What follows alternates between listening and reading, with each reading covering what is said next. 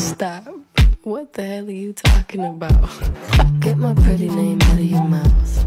We are not the same with or without. Don't talk about me like how you might know how I feel. Top of the world, but your world isn't real. It wasn't ideal. So go have fun. I really couldn't care less, and you can give it my best, but just know I'm not your friend or anything.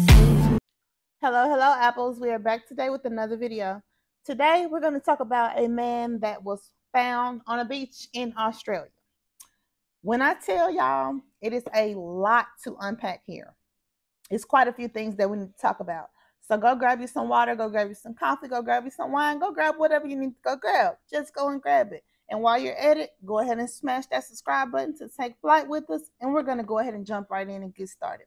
So this man was found. So you see what I'm saying, y'all? It's so much stuff surrounding this case. We need to get into it. We really need to get into it. Okay, so the pathologist said that he's possibly poisoned, right? Let's get into what the pathologist said.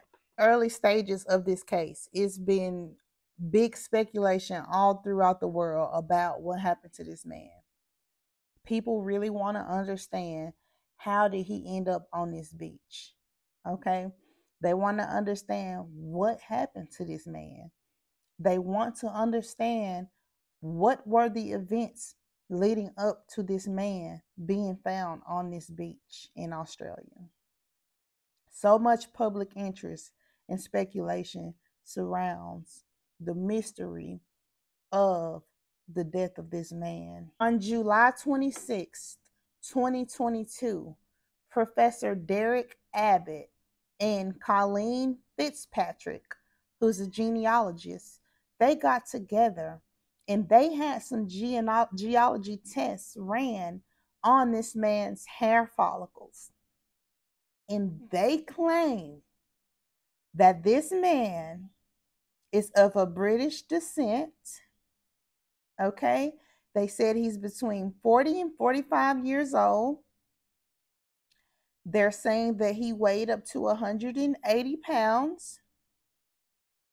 They're saying that he worked as an electrician or as an instrument maker. Okay, and they're saying that his name was actually Carl Webb. Okay. But they're saying that he went by the name of Charles. Now, how do they know that his name is Carl Webb and he went by Charles, all from his hair follicle?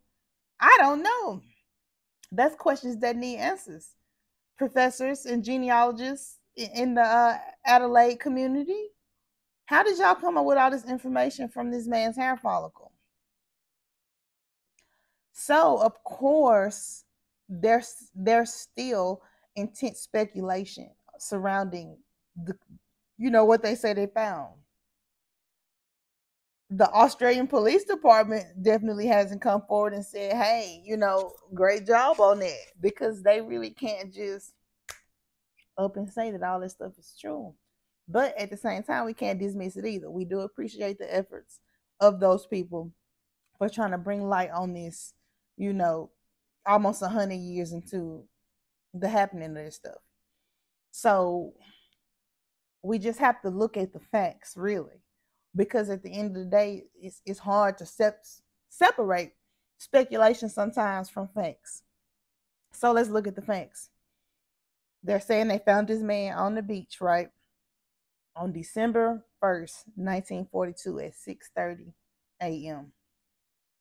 Now, they're also saying that according to the autopsy, they feel that he passed away between 1 and 2 in the morning. And they feel that he was poisoned in some type of way, right? So let's just take those few elements for this first theory, okay? Let's take the few elements of, okay, we know that, he passed away on this beach, right? And we know that, or we don't know, but, we think that he got poisoned, right? So I think a good theory for that scenario would be a jellyfish sting. Yes, y'all. A jellyfish. I know y'all don't think it's likely. I know it's some people out there that immediately went jellyfish. That man ain't get stung by no damn jellyfish. Okay. Australia, y'all, they have y'all. I gotta let me pull up receipts because I know y'all think we playing. Hold on. In Australia, y'all, for real, they have one of the most deadliest, if not the deadliest, venomous animal in their oceans. And they are out there actively stinging people and killing people, y'all, for real. Y'all think I'm playing. Y'all don't think it's, and see, a lot of people probably understand the seriousness of what I'm saying, but when a lot of people think beaches and oceans and stuff, they just be thinking, oh, vacation, we're gonna be sipping on the beach, we're gonna be chilling, sunlight, you know what I'm saying? Just everything cool type of vibes when people think about beaches. But people don't think about the dangers of these oceans. I'm not even playing. Like, oceans are super dangerous. And then I'm not just talking about the ocean itself, because clearly you can get in there and drown like that if you don't know how to swim. But we're not even talking about that. We're talking about the animals that are in the ocean, y'all. The animals that are in the ocean. And we can even start with sharks. People don't understand that anytime you get into the ocean, it is a great chance that you could encounter a shark. Seriously. And what kind of shark that is, it varies. They got, I'm pretty sure, hundreds or thousands of species of sharks. It might be a little shark that swim up on you, and it might be a big great white, or it might be a big megalodon at them. But sharks do get people all the time. Y'all can check the statistics to see how many people have been bitten by sharks in the last 10 years and how many people have actually passed away from those shark bites. They are very, very prevalent in Australia. They are very prevalent in South Africa, very prevalent in North and South Carolina. Even California has had a few shark bites. The only people that are really, I'm not going to even say exempt, but don't really see sharks like that, for real, it's probably like the Caribbean and stuff, for real, because the Bahamas, they only reported like 3 shark bites in the last 10 years. That's good. And Jamaica don't really see sharks like that either, but they sharks out there, because I saw about a month ago a guy was bitten by a shark. A guy was bitten by a shark in Jamaica. He was spearfishing. And spearfishermen are actually out there down there every day, 7 days a week down there. So their chances to run into a shark are much higher than just the average person who's chilling in the ocean out there. Because, like I said, the sharks are not really out there like that in the warmer waters, but they are still there. Don't get it twisted. Don't get it messed up. The sharks can still run up on you. Okay? And I know that's off topic a little bit, but we're just talking about, for real, the dangers of the ocean. So people probably think sharks as the first thing, like the worst thing. But what they don't suspect is a jellyfish. Jellyfish are equally, if not more dangerous than a shark, because a jellyfish would be something that's really just floating. Oh, that's so cute. Sometimes they say it even look like a plastic bag in the water. You really can't even tell what it is. And if you do tell what it is, it might look translucent. It might look like it glow a little bit. It might look real pretty. But that tentacle can really kill you, y'all. Let me show you. And the reason why that's, relevant to this case is because if that man was on the beach, which we know that he was out there overnight for sure, because he was found at 6:30 a.m. Okay, so that's leading the facts to show us that he was out there overnight. And think about it. What do most people do when they're on the beach at night? Well, besides the ones that's out there, in the sand doing stuff they ain't on the business doing. Other than that, people that's on the beach at night, they're taking a beach walk. Okay? That's what people do on the beach at night. Because I've done it. I've done it a ton of times. I did it in Jamaica. I did it in Bali. I did it in Abu Dhabi. But my most important thing when taking a night beach walk, you must have good lighting. You must know what is still washing in up on the shore. Just because it's nighttime doesn't eliminate the dangers of the ocean, y'all. I saw a little white crab almost run across my feet one time. I almost jumped out my skin. So it's important to watch what comes in. So if this man was on the beach, let's just say he was on the beach walking around, and he didn't see that there was a box jellyfish coming up in the current, and one of the tentacles stung him. It's a very real possibility that this man, that it started stinging, and this man passed away. That is a very real possibility. It does not even take that long for you to pass away when you get stung by one of these jellyfish. Y'all, let me just pull up a receipt. You ain't got to take my word for it. Watch this. And by the way, guys, make sure you go follow our other channel, Pinkest World ASMR. That's where we're going to be sharing a lot of cool, different ASMR. And I know ASMR is super relaxing, and I love doing ASMR. So you guys make sure you check that out. Pinkest World ASMR.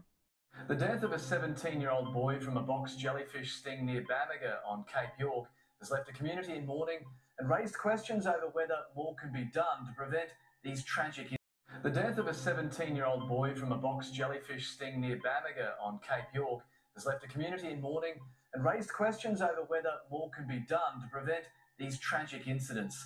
Deaths are rare. 79 people have been killed since record-keeping began in 1879. People. But experts suspect more might have gone unreported. Y'all see those long tentacles? It only take one of them things to get on you. What household item could save your life? Well, this is Coronex fleckeri, and this is life-size. The head or bell grows up to 38 centimeters across. Look at that, y'all. And each corner. Imagine that thing floating up on you in the ocean. You don't even see it. Stretch as long as 3 meters. And it's the ocean, so it's gonna bring a current. It's gonna blow that damn thing on you. Coronex fleckeri, the box jellyfish, is the world's most venomous animal. So y'all listen to that. It tells you that we're dealing with. That man was found in a place where it's the world's most venomous animal. So potent, it goes into our skin with a sting.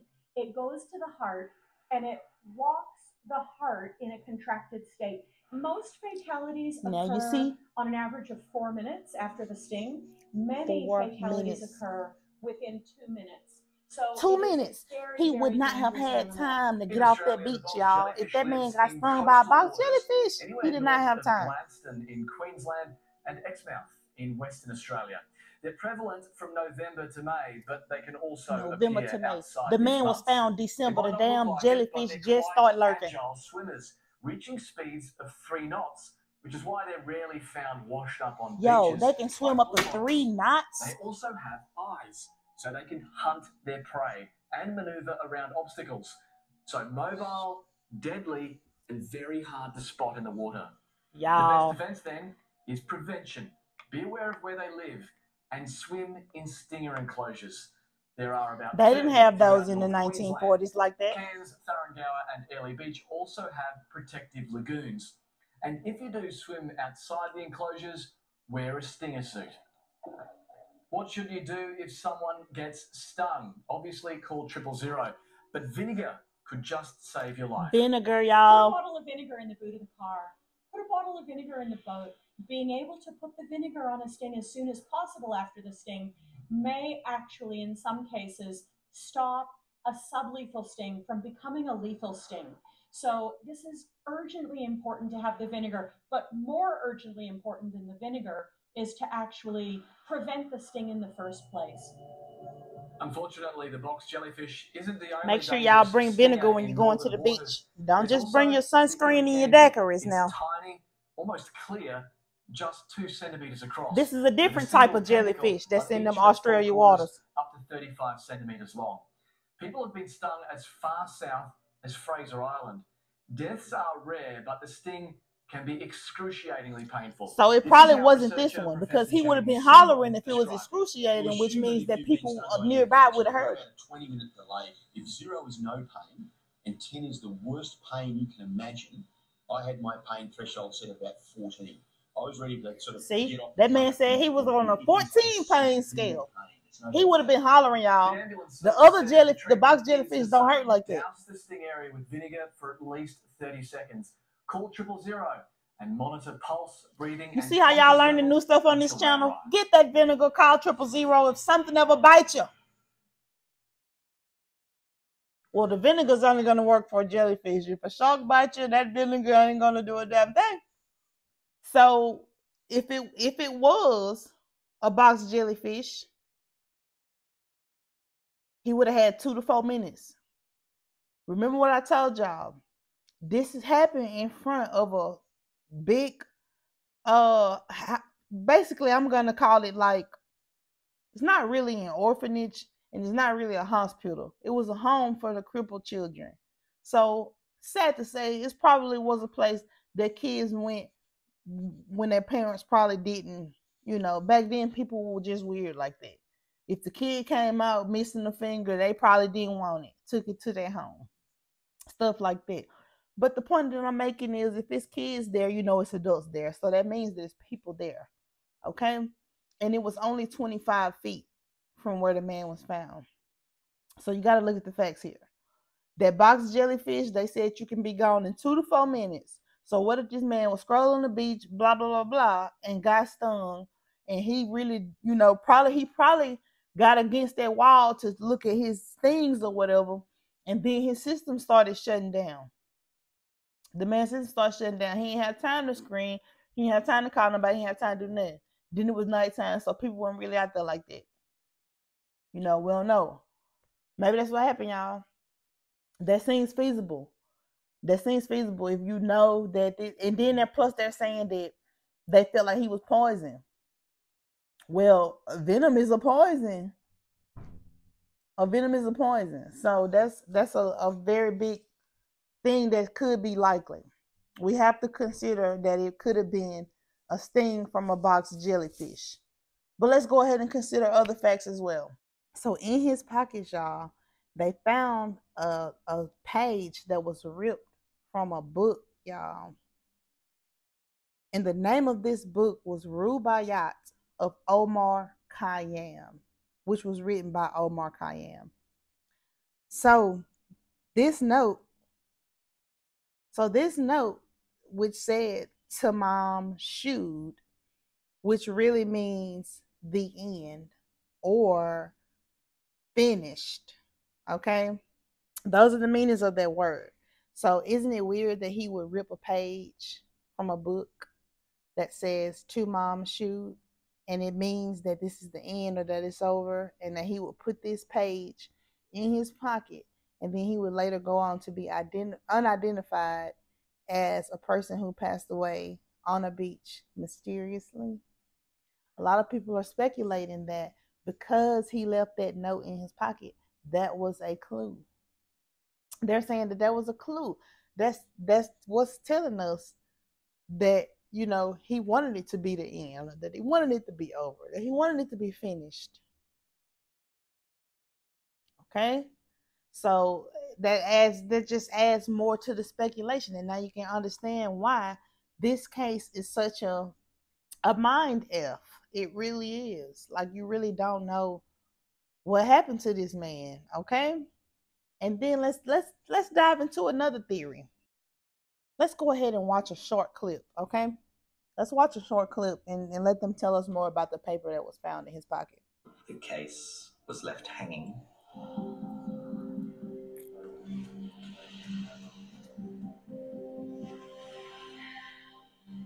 A couple of months later, they found a tiny scrolled up piece of paper in the man's fob pocket in his trousers. When they unrolled it, it said, Tamam Shud. It was a mystery as to what this actually meant. And it was printed. It wasn't handwritten. So it was like it was torn out of a book. So the police advertised this in the local newspaper of the time, saying, has anybody got a book with these words ripped out of the back? And it was a newspaper reporter who was well read and said it came from the ending of a book called The Rubaiyat, written by Omar Khayyam. And it meant the end or the finish. And this brought forward the theory that perhaps he had committed suicide. Do y'all think this man committed suicide? Is that what y'all thinking right now? Do you think he committed suicide? Or do you still think that he was poisoned and he was possibly stung by the jellyfish? Because that scene, to me, it's much more likely that he was stung by a jellyfish. But that is weird that he would rip a page from a book that mean the ending and put it in his pocket and he would later be ended. That's just crazy. So I don't know, y'all. It's 50-50 right now. We gotta uncover some more evidence. Let's see what else we find. Let's see what else we can find.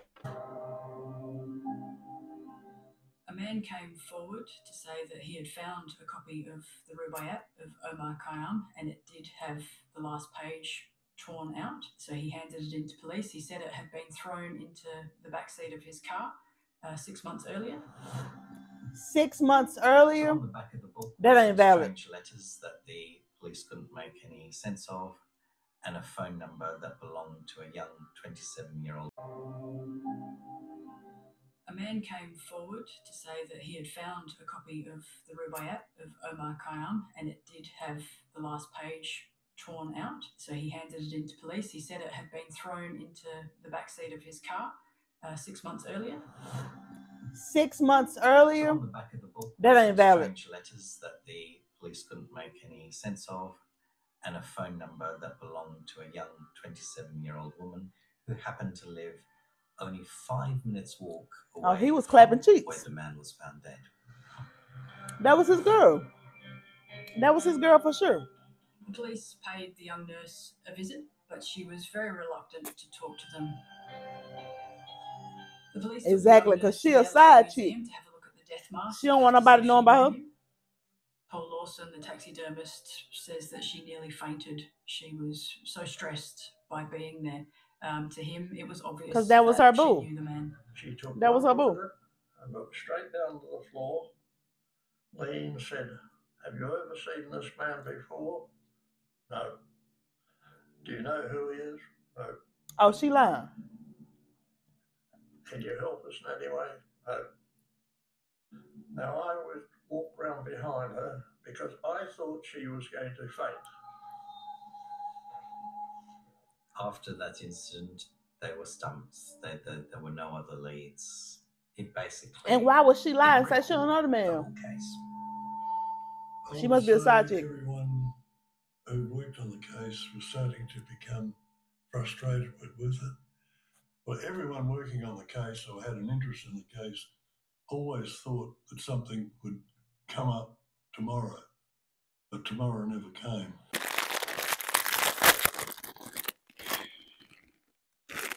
This just gives me more questions. Why did that woman come up in there? Clearly you know this man, because as soon as they showed you, they said you almost fainted. You knew that man, but you was in there telling them folks, you don't know who this is. Now, is that because your dude found out who you were fooling with and your dude killed him, and now you caught up in the middle of it and the folks come to pick you up to see if you know this man, and you don't want to get implicated in this, so you like, nah, I don't know this man, but you really about to faint because you like, damn, he really killed this man. Was it something like that? Because clearly you knew this man. You was 20-something years old. They found your number on this stuff that this man had in his stuff. Okay, you knew this man, and you went up in there and you lied. So that makes me think that is this some type of foul play that's going on, y'all? Is it some type of foul play going on? We gotta watch more about it.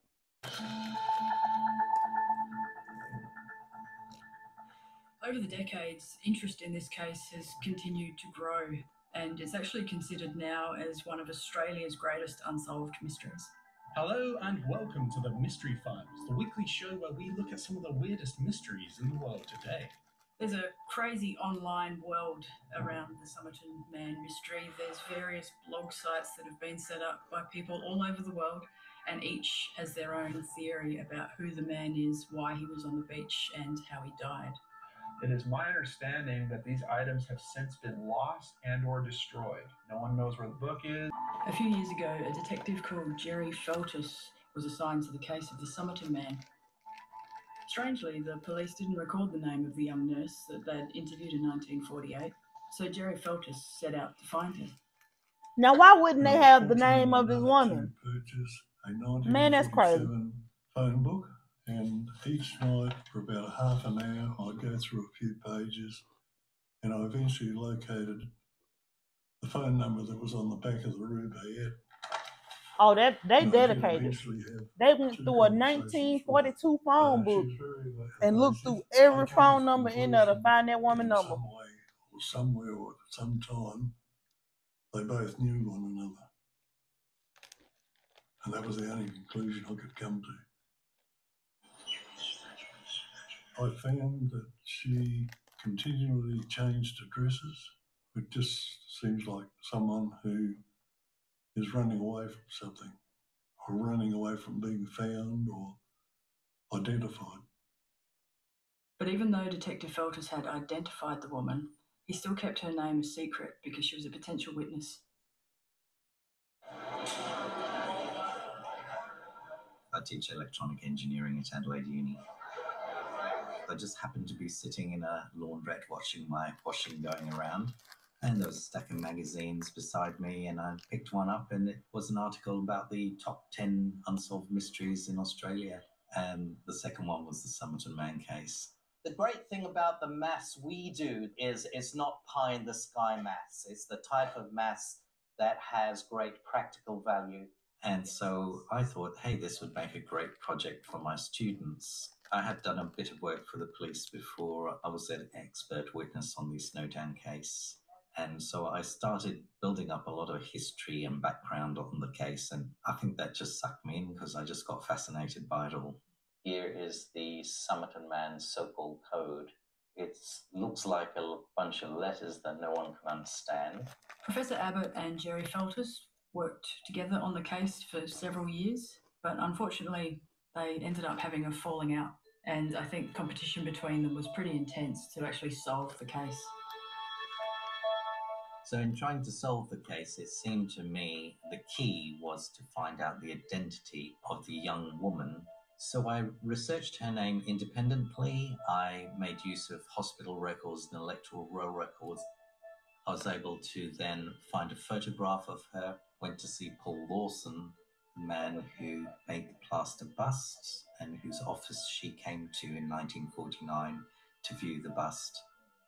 Lifted up his glasses and looked at it, and he says, "Why, this is Mrs. Thompson." And so I knew straight away I had found the right person, Joe Thompson. They found her. It turned out that by the time I had found out who she was, she had already passed away 2 years before.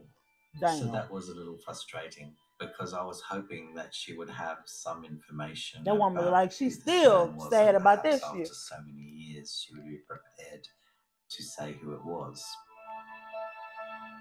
So then what I did is I thought, well, does she have any descendants? Because maybe she might have told them, for example. And so I found that she had a son by the name of Robin Thompson. And by the time I had figured out that name and how to contact him, alas, he had passed away. Damn. Just 2 months before I'd figured that out. That's crazy. So I just missed him. I think we should take out a collection of our Damn. But the really intriguing thing about Robin Thompson was that he was actually a ballet dancer of all things, and he danced with the Australian Ballet for several years. Oh, wow. So maybe he's a ballet dancer because his mom told him, you know, probably your daddy was a ballet dancer. Long and lean. He was in very good shape for a dancer. He had a beautiful jump, a natural, beautiful high jump. Robin was a very useful dancer, but he never was promoted to a soloist. Robin's mum, Jo, always came to the ballet, always there on opening night. What was going through my head were reports that I have read that the Somerton Man's calf muscles were like that of a dancer. She got her son do the same thing her baby daddy do. Of wondering whether they were related. Is he Robin's father? Exactly. Y'all see how fuck? So Y'all see how I called that? An anatomist Right here on at Rotten Adelaide Apples, University. baby. Professor Albert asked me to look at the teeth and the ear of Somerton Man and compare to the same features of the person who is supposed to be That's his that son. man's son. I found that they are similar. The Somerton Man's earlobe. Look at that. is Ooh, attached to this the Maury. skin of We his on face. Maury. It does not hang down. That's And crazy. the lobe of the ear of this younger man is also attached to his face.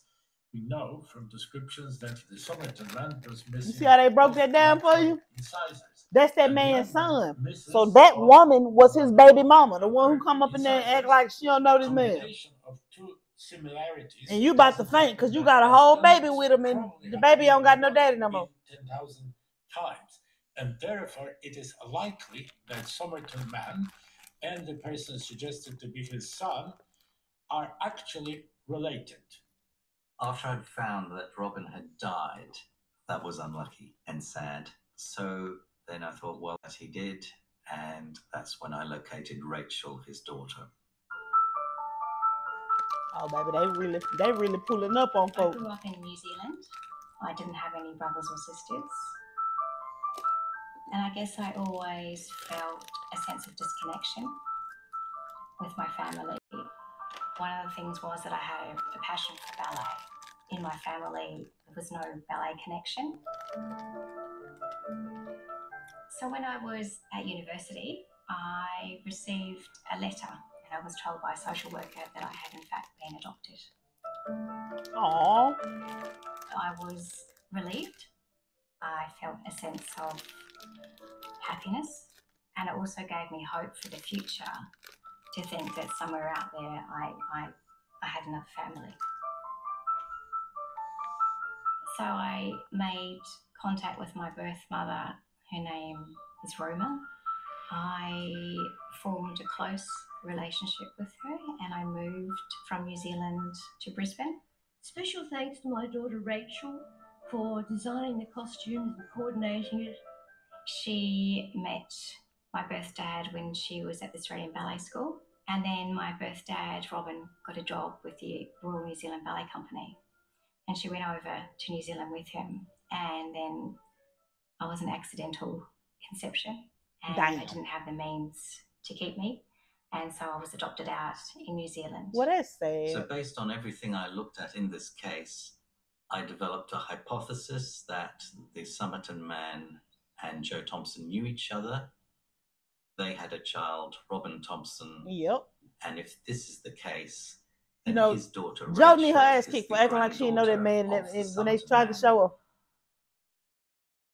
The first time I heard about the case of the Somerton Man was a letter that arrived, and it was sent by Professor Derek Abbott, and it just gave a background to the case. His hypothesis seemed to be way too crazy, too fanciful. It was like something that Damn. could have been made up in some fictional novel. You are that man's granddaughter, boo. I think it was the Omar Khayyam, the reference to Omar Khayyam made it all curious.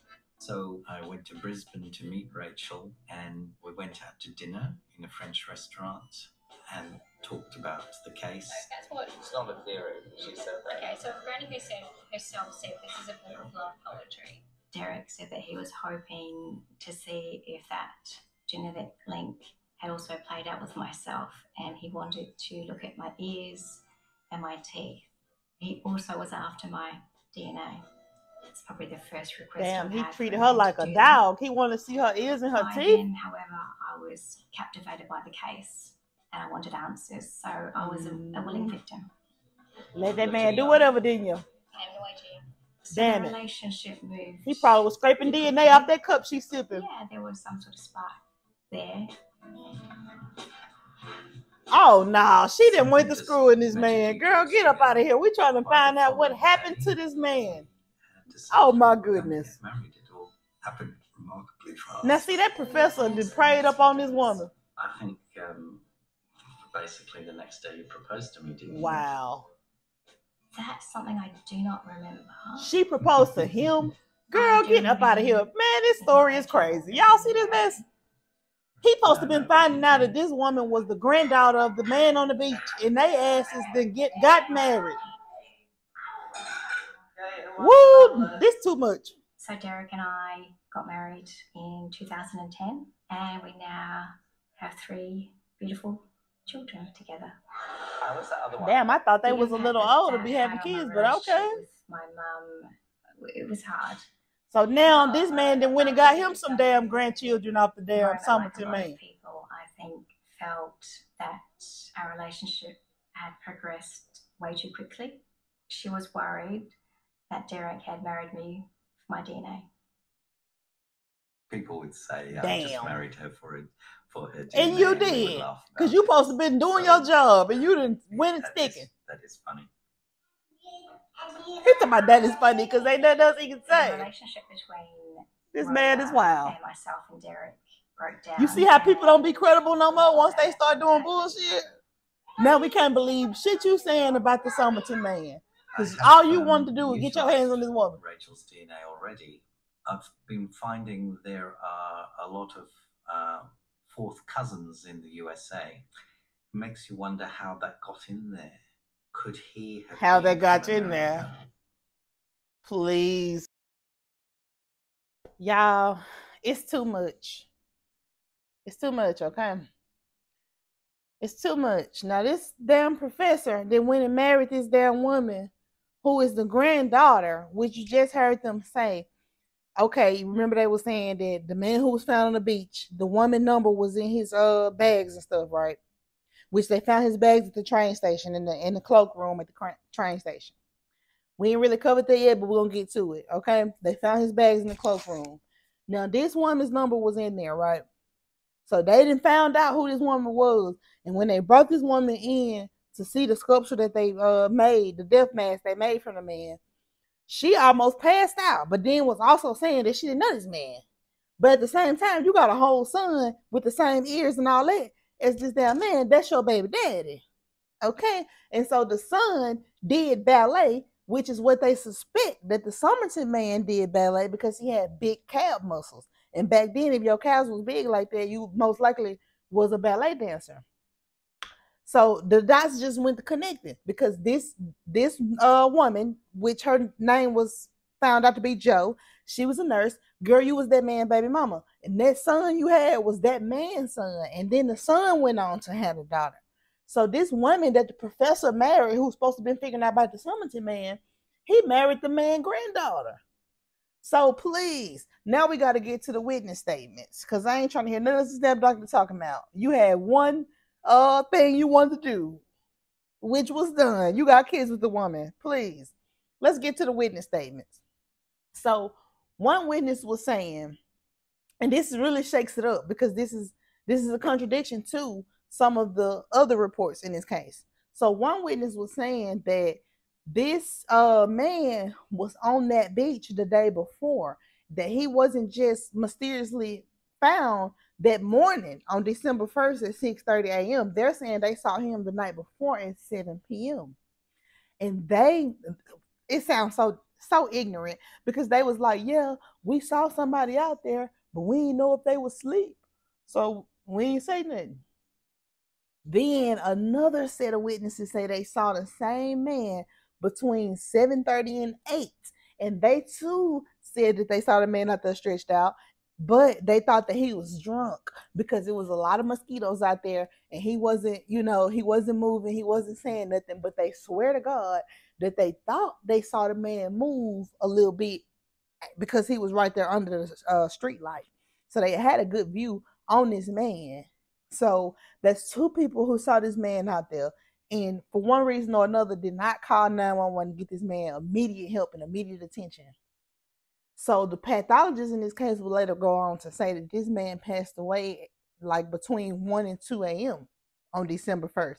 Well, that's not accurate if you got people that saying that they saw this man the day before in the late evening hours. So now let's get to him dropping his bag off. He dropped his bag off at a train station in Australia at 11 a.m. Okay, on the day before, on November 30th. So we know for sure that he was alive November 30th at 11 a.m. because he dropped his bags off in the cloakroom. The cloakroom is pretty much a locker room. And it's typical for people to drop their bags off, because what if you're coming in on the train, right? And you're here to sightsee, but you can't take your luggage all around with you, so you just drop it in the cloakroom, go do what you're gonna do. Then you come back, you get your stuff, you get back on the train, you go on about your business. So the cloakroom was basically a locker room. This man was there at 11 a.m. So we know for sure he was alive the day before at 11 a.m. So that's kind of leading me to be able to believe people that are saying that they seen this man later on that evening between 7 and 8 and all that. So after all of this, transpired, 17 years later, in 1959, a third set of witnesses came forward and said, oh, well, yeah, we did see somebody carrying this man on the beach that night. Somebody was carrying him, and it looked like his body was limp. Well, why would you wait 17 years to tell somebody about this? Why not tell somebody about this a little bit sooner? Okay, because now it looks like it's foul play involved. Somebody was carrying this man on the beach. 9 times out of 10, they probably the one who killed this man or who unalived this man. They did that. So, I don't know. Maybe they were scared or something. And maybe his baby mama was scared. And that's why she came up in there acting like she didn't know who he was. Because she probably know, like, the dude who killed him probably be her other dude. It might be her other dude, okay? Because you got to consider stuff like that. Back then, they ain't play about they want to steal. He probably found out, and what if the Somerton dude was the side dude? Okay? And her real dude found out that she had that baby and it wasn't his. Why wasn't it his? Because it was the dude from the Somerton Beach. That man probably took it for, got that man, poisoned him, did whatever he did to him, throwed him on his shoulder, and took that man out there to lay him down. And people saw it. Witnesses saw it. Okay? So if that witness, if what that witness says is correct, that really just kills the jellyfish theory, which I thought was very probable. He could have been walking on the beach to get stung, boop, 2 to 4 minutes out of there. But if somebody saw this man over somebody's shoulder, baby, that's like that scene off of Life when they found that man and Claude and them had to go for life because you're guilty.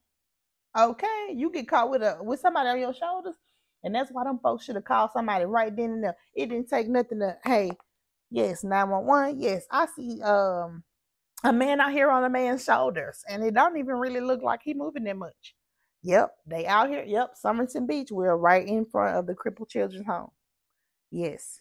Okay. All right. Thank you. Simple as that. How it could have been. To get somebody out there to see what's going on. And plus, if they would have did that, they would have eliminated so much of the speculation because they would have knew that man didn't die between 1 and 2 o'clock in the morning if they would have had the officers on the scene as they should have the day before at 7, 8 o'clock. What if that man still needed help? What if he wasn't dead yet? What if, because one people claim that they swear that they saw him move a little bit, and that's why they ain't say nothing. But then also, how can you trust what they saying? And they sit up here saying, oh, he was getting bit by mosquitoes and we didn't see him doing that. So we thought he was hurt. If you didn't see him doing that, then that should have been a reason why you should have been calling somebody to help this man. You thought he was drunk. Well, I don't know how drunk you get, but even if I get drunk, I'm going to still feel if I'm getting that Zika. Okay? So some kind of way, it ain't even making sense. Then somebody else came forward, okay? And they were saying that, okay, remember I was telling y'all that he was in front of the children's home, right? So 25 feet from the children's home to the beach, that's all it is. And another witness was saying that they saw, I guess it's probably one of the workers from the children's home, they saw them looking down at the man, you know what I'm saying? So that's another person that saw this man out here, and y'all still didn't get this man no help. Still didn't get this man no help. And then it's like nobody in this man's family came forward to say, hey, my loved one is missing. You know what I'm saying? Because everybody should have somebody that's that concerned about them to, let authorities know that they're missing, that no one's heard from them. You know what I'm saying? I don't care if you're rich. I don't care if you're poor. Everyone should have that one person in the world that's going to tell somebody, hey, my loved one is missing. And the thing of this case is it was so worldwide, so widespread.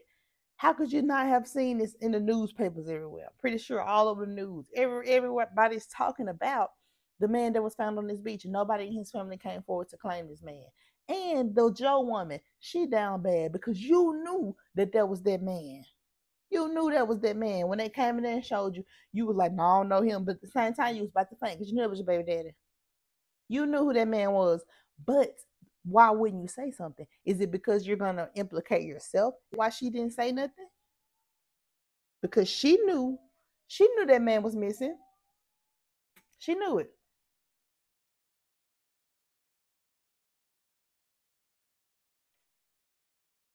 She knew the man was missing, and she didn't say nothing.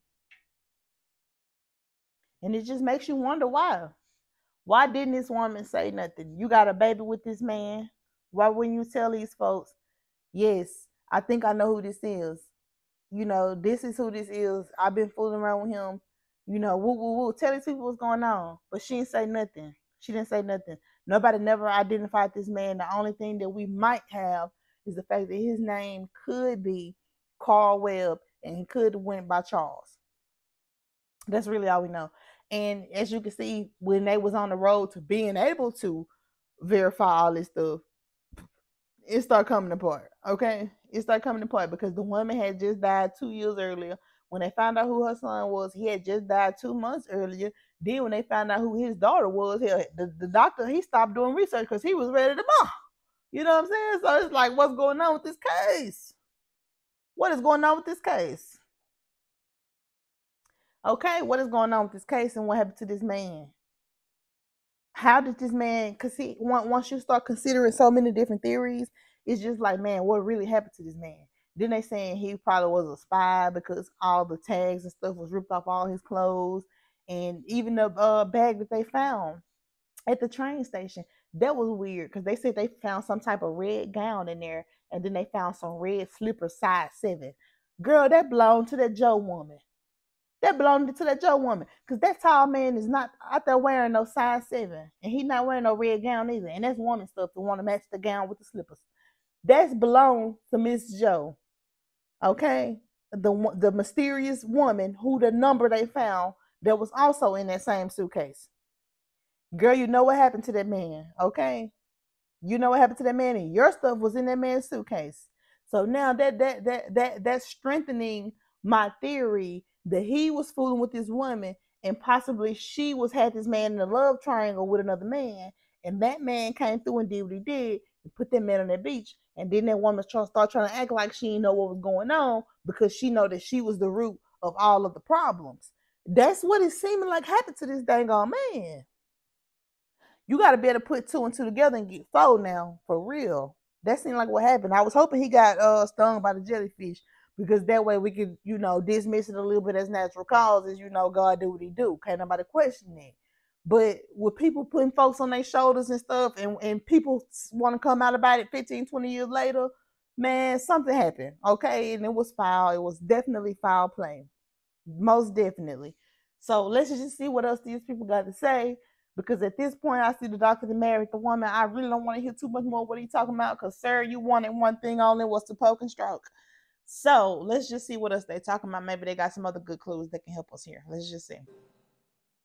Just about maybe 20 paces away from the bottom of the stairs.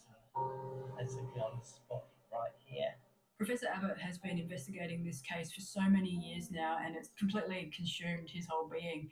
He's become known as one of the world leading experts in the case. So 1 minute he was well enough to light up a cigarette. The world leading expert in the case ran right into the man granddaughter, please. How he actually died is a bit mysterious. Expert my One ass. theory that was forming in my mind is that perhaps he did come to see Joe Thompson and his son and died for whatever reason. They're out on the beach. Because her dude ran up on him. It was in her interest to de-identify him. She was in a relationship with another man. George, Y'all, wait a minute. Her husband. Wait a minute. Do y'all see? Man, I'm about to fall out this damn chair. Man. Wait a minute. Let me cut my light back on. Man, look. over here at Rotten Apples, y'all better subscribe, okay? Because one thing I don't do is I don't tell no lies, okay? And when I call it, I call it. I just told y'all what it was, okay? You got to better put two and two together. That woman sat up there and act like she didn't know this man that was found on this beach. And you got a whole baby for this man, girl. Your son got the same damn ears as this man, and he got the same calf muscles and out doing damn ballet just like his daddy. You knew who that man was. So for that woman to sit up there and say she didn't, it's telling me, girl, you got somebody else, okay? And you was about to faint because you realized that your other man done came through and really hurt this man. And what is they telling us right now? I just called this. Rabbit believes that she just didn't want this ghost from the past coming back to mess up her current existence. Yeah, okay. She had told me that she was always grateful to George because he married her when she was pregnant. And even though he wasn't the father. George turned into an old ass man after he killed that man. George wasn't the father of Robin. And George was not the father. And that's what I'm telling you. He married that woman while she was still pregnant. He didn't know that that wasn't his baby yet. You have to remove labels from clothing. Well, it seems to me that it is an attempt, a fairly elaborate attempt, at confusing investigators. Yeah, they ripped that man's tags off. So did. The truth may not have a fairy tale ending, and it may not have a happily ever after ending. The truth may be something that's very confronting. Wow. We didn't solve this case, y'all. A situation where Joe was involved in the demise of your Somerton. So he was just directly opposite. It's possible that Professor Abbott actually has the truth of the story, but it's also true that he may be off the beaten track as well. I actually believe the poor man committed suicide on the beach. I believe that overnight his belongings were taken, any pills that he'd taken. No. That man ain't committing no suicide. That damn woman, her husband did that. And the witness seen it. They seen the man carrying the man. Somerton Man probably did know Joe Thompson, but when he tried to visit her, she rejected him. The only way to really find out now is through DNA. This is our new laser ICP-MS lab. I'm really excited about your new labs. That's great. So the plaster cast, embedded in the cast are hairs.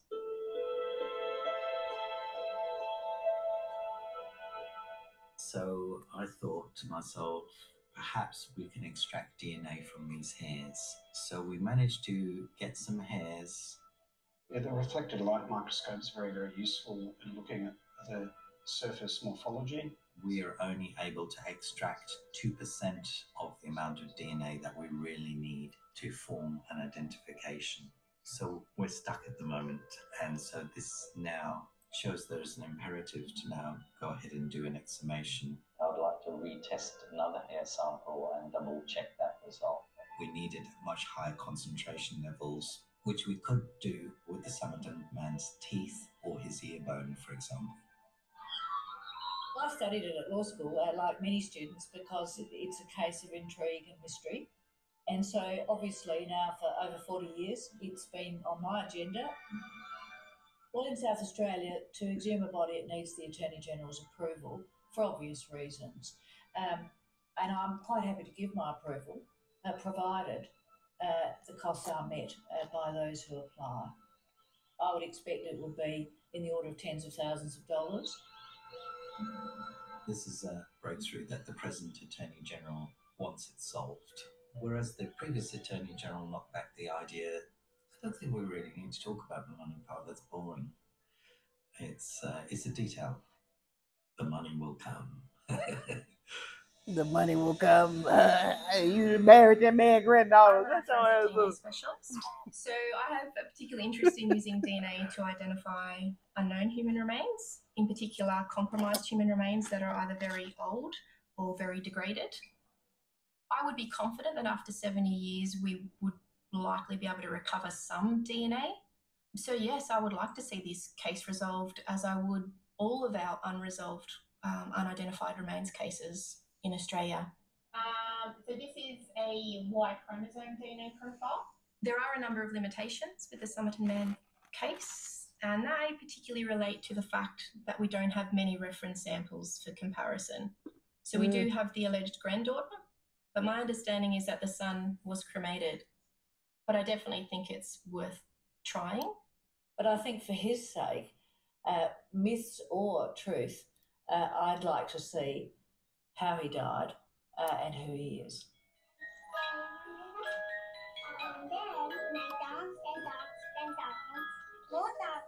I actually think about him every day, and I wonder every day, literally, about the truth and where I fit into all of this and where he fits into all of this and how we fit into all of this as a family. And happily ever after the end. It's the whole sequence of events and some slight change in that event and in those events, and we might not be here today. Mr. Somerton, we don't know that person's name, but we only know his first name, which is called Mr. Somerton. That's all. Yeah. In the playroom, we have a painting of my grandmother, of Granny Jo, and next to it sits well, a lion painting of Mr. Somerton, how we think he may have looked. That's Mr. Somerton. Girl, they don't look like that man that found that bitch.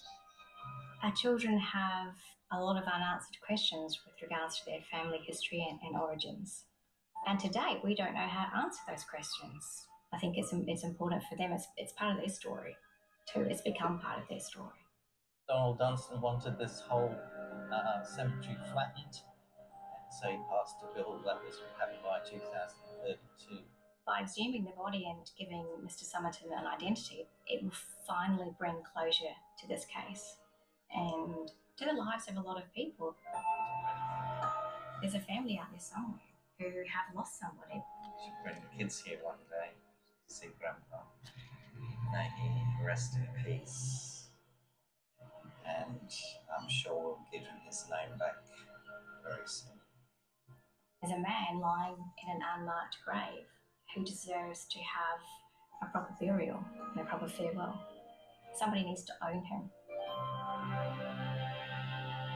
Well, it looks like you definitely own that. For more of this story, subscribe to the Somerton Man Mystery Podcast, y'all. Y'all shout out to that channel. All right, y'all, we're going to go ahead and make a conclusion on this case. When it comes to this case, y'all got to let me know in the comments what y'all think. But I really do think that, that woman husband did this, allegedly. Okay? Because you got to look at the fact that a witness saw this man over somebody's shoulder, basically getting dropped off where they found him at. If there's any truth to that, then it's foul play, y'all. And then you got to think about it. It add up because that when they took that woman up there, she act like she didn't know that man. She act like she didn't know him. But she knew him because she made sure that her son grew up as a ballet dancer and had big calf muscles like his daddy. All right? And she knew that man. And they said that she was about to faint.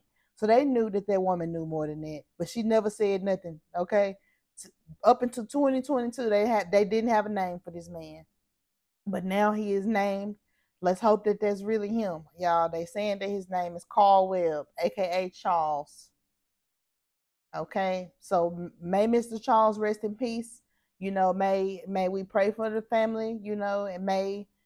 Clearly, they're a happy family already. The man granddaughter then got with the professor over the case. May everything all with that work out, you know. And we're just going to wish them good vibes going forward. And may the soul of the Somerton Man rest in peace, y'all. Thank y'all, Apples, for checking in with me tonight. Make sure y'all smash that subscribe button so y'all don't miss when we get ready to do this again. Because we're coming right back with another episode.